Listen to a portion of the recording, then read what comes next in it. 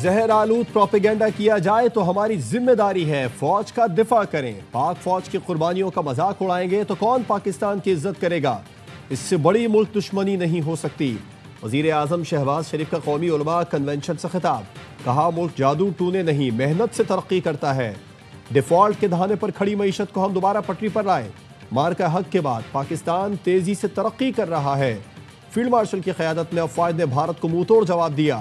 معاشی کامیابی کے لیے عسکری اور سیاسی قیادت نے مل کر کام کیا. ملک کی ترقی کے لیے دہشت گردی کا خاتمہ ناگزیر ہے. فتنہ خوارج اور فتنہ ہندوستان پاکستان میں حملے کر کے ہمارے لوگوں کو شہید کر رہے ہیں. سیکیورٹی فورسز کے جوان ملک کے لیے قربانیاں دے رہے ہیں. شہداء کی قربانیاں رائے گاہ نہیں جائیں گی. کنونشن میں chief of defence forces field marshal Syed Asim Munir بھی شریک تھے.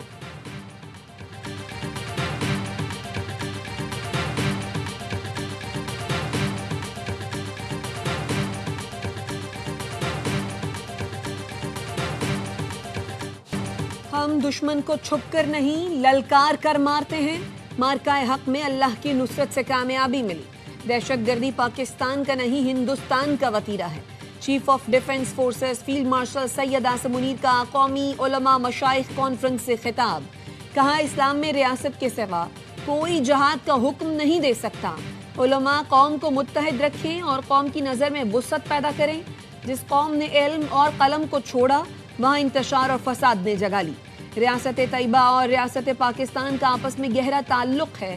سعودی عرب کے ساتھ دفاعی معاہدات تاریخی ہے. اللہ نے تمام مسلم ملکوں میں سے محافظین حرمین کا شرف پاکستان کو عطا کیا. عزت اور طاقت تقسیم نہیں محنت اور علم سے حاصل ہوتی. فیلڈ مارشل نے پاکستان ہمیشہ زندہ باد کا نعرہ بھی بلند کیا.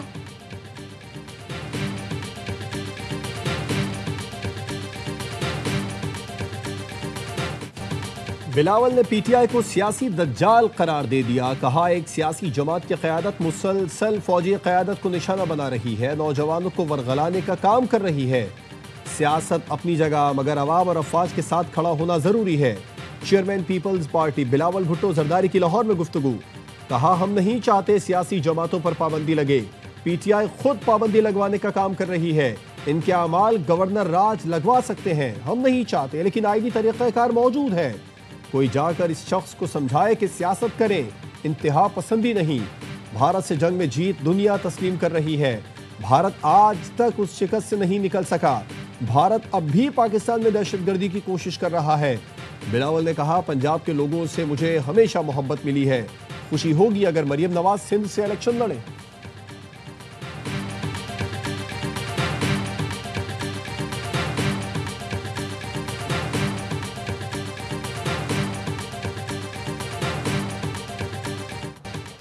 پی ٹی آئی چاہتی ہے بانی پی ٹی آئی کو کسی اور صوبے منتقل کیا جائے. حکومت نے اس پر غور شروع کر دیا. وزیر اعظم کے کوارڈینیٹر اطلاعات اختیار ولی کی پریس کانفرنس. کہا بانی پی ٹی آئی کے ساتھ مذاکرات کے تمام دروازے بند ہو چکے. پی ٹی آئی ملک کو عدم استحکام کا شکار کرنے کے ایجنڈے پر ہے. احتجاج کے نام پر فتنہ فساد پھیلانے کی کوشش کی جا رہی ہے. خیبر پختونخوا میں صوبائی حکومت اور دہشت گردوں کا گٹھ جوڑ ہے.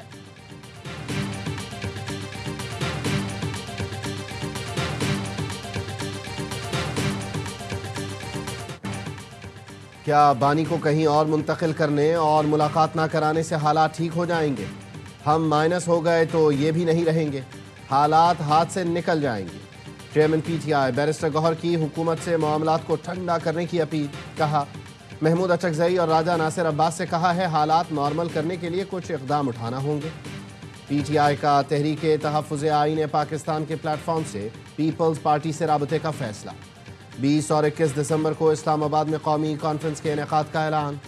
قومی کانفرنس میں سیاسی ڈائیلاگ کا راستہ نکالنے پر غور ہوگا.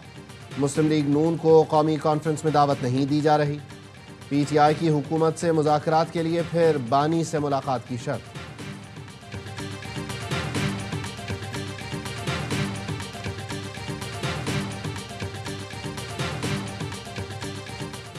پی ٹی آئی کی اڈیالہ جیل کے باہر بانی کی بہنوں اور کارکنان پر تشدد کی مذمت. کہا واقعہ ثبوت ہے حکومت سیاسی مخالفین کے خلاف طاقت کا استعمال کر رہی ہے. حکومت سے کسی قسم کی اخلاقیات قانون یا انصاف کی توقع نہیں رکھتے. اپنے کارکنوں خواتین اور قیادت کے ہر فرد کے ساتھ کھڑے ہیں. ہماری جدوجہد آئین، حق اور سچ کے لیے پہلے سے زیادہ قوت کے ساتھ جاری رہے گی۔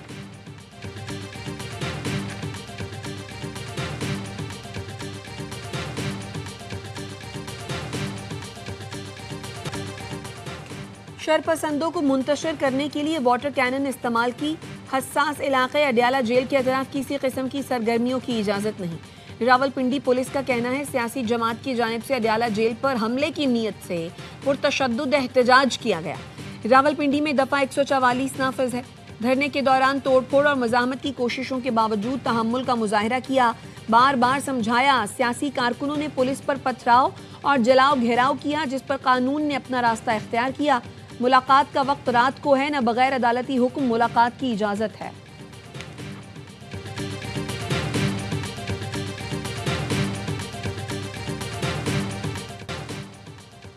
پی ٹی آئی کو سازش کر کے حکومت میں لایا گیا۔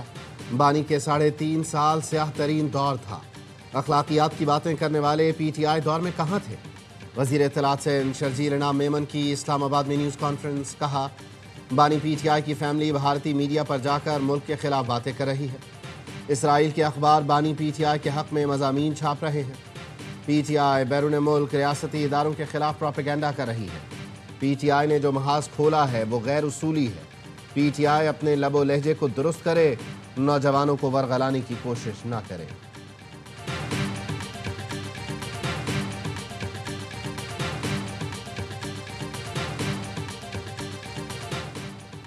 پاکستان کی برطانیہ کو بڑی پیشکش، مجرموں کے تبادلے کے لیے تجویز دے دی۔ برطانوی میڈیا کے مطابق سیاسی مخالفین کو پاکستان حوالگی کا مجوزہ منصوبہ برٹش ہائی کمشنر کو پیش کیا گیا۔ بدلے میں ڈی پورٹ پاکستانی گرومنگ مجرموں کو پاکستان قبول کرے گا۔ شیڈو ہوم سیکریٹری کرس فلپ نے کہا برطانوی حکومت کو منصوبہ مسترد کرنا چاہیے۔ ہمیں سیاسی انتقام کے شکار افراد کو تحفظ دینا چاہیے۔ معاملے میں جھوٹی تجارت نہیں ہونی چاہیے۔ پاکستان جیسے ممالک کو مجرم غیر مشروط طور پر قبول کرنے چاہیے۔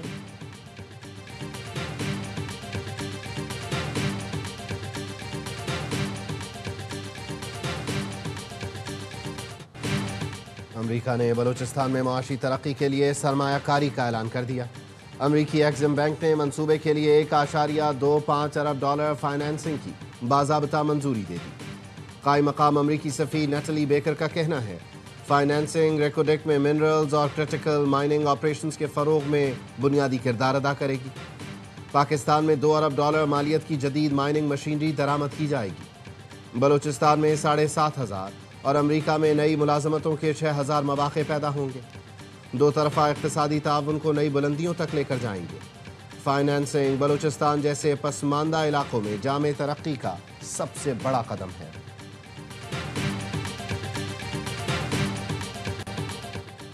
متحدہ عرب امارات نے رہائشی قوانین مزید سخت کر دیے۔ غیر قانونی افراد کو نوکری یا رہائش دینے پر سخت کارروائی کا فیصلہ۔ وزٹ ویزا پر کام کرنا جرم قرار دے دیا گیا۔ 10,000 درہم یعنی 7,60,000 روپے سے زائد جرمانہ ہوگا۔ جعلی رہائشی دستاویزات پر 10 سال تک قید بھی ہو سکتی ہے۔ غیر قانونی افراد کو پناہ دینے پر 50 لاکھ درہم یعنی 38 کروڑ روپے تک جرمانہ ہو سکتا ہے۔ متحدہ عرب امارات میں جمعے کی اذان اور نماز کا نیا نظام متعارف۔ تمام مساجد میں جمعے کی نماز اور خطبے کا وقت یکساں مقرر کر دیا گیا۔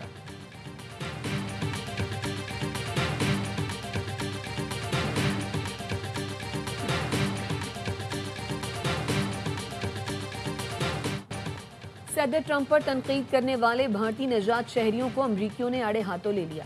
سیاٹل میں بھارتی آئی ٹی ورکرز کی کانفرنس میں صدر ٹرمپ پر بھارتی نژاد وکیل نے تنقید کی تو امریکی شہریوں نے انہیں بھارت واپس جا کر بسنے کا مشورہ دے دیا۔ سیک فار جسٹس کے رہنما گرپتون سنگھ پنو نے بھارتی شہریوں کے صدر ٹرمپ کے خلاف بیانات کی شدید مذمت کر دی۔ کہا بھارتیوں نے ریڈ لائن کراس کر لی ہے۔ سیک فار جسٹس اس کے خلاف FBI اور امریکی محکمہ انصاف میں درخواست جمع کرائے گی۔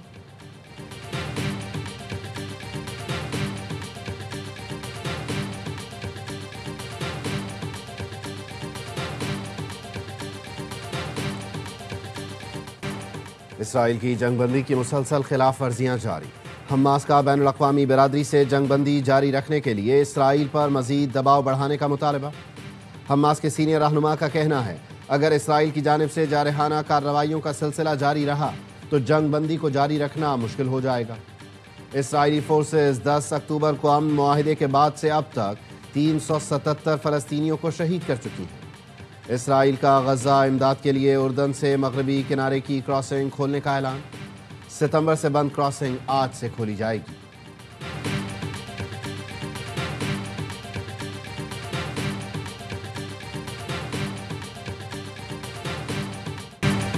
تم آؤٹ نہیں کرو گے تو ہم خود واپس بلا لیں گے۔ IL T20 میں دلچسپ واقعہ، نکولس پوران نے جان بوجھ کر میکس ہولڈن کو سٹامپ نہیں کیا، لیکن اگلی ہی گیند پر میکس کو ریٹائرڈ آؤٹ کر کے واپس بلا لیا گیا۔